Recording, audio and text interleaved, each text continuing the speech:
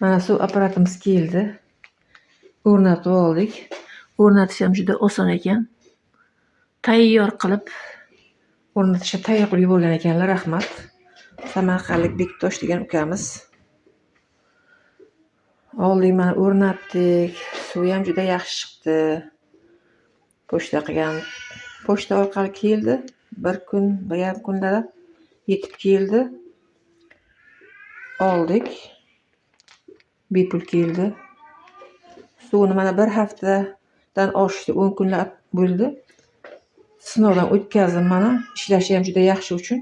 Endi video qilib minnatdorchilik sifatida video qilib o'zlariga jo'natib qo'yaman-da.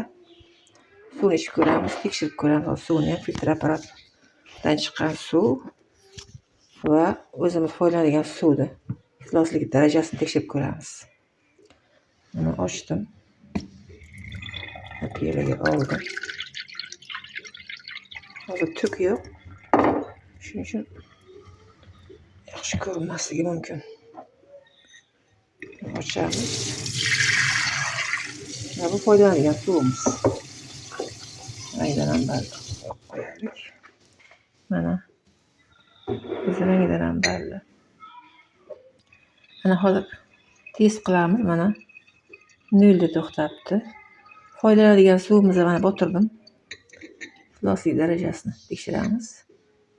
HEBB 714, 712. 700 dan oshib ko'rinyaptimi? Tuk yo'qda.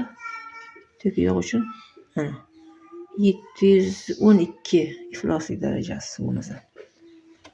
Endi filtr apparatdan chiqqan suvni tekshirib ko'ramiz. Mana yana 0 da to'xtabdi. Mana 27. Juda yaxshi. Juda yaxshi.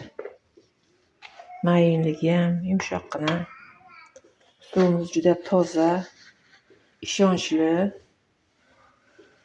Sizlarga ham tavsiya qilaman. Ham yonbob, ham suv filtr apparatimiz juda ishlashi ham yaxshi.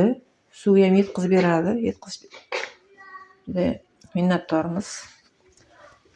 Biz oilamiz bilan minnatdorchilik bildiraman. Sizlarga ham tavsiya qilaman. Rahmat katta.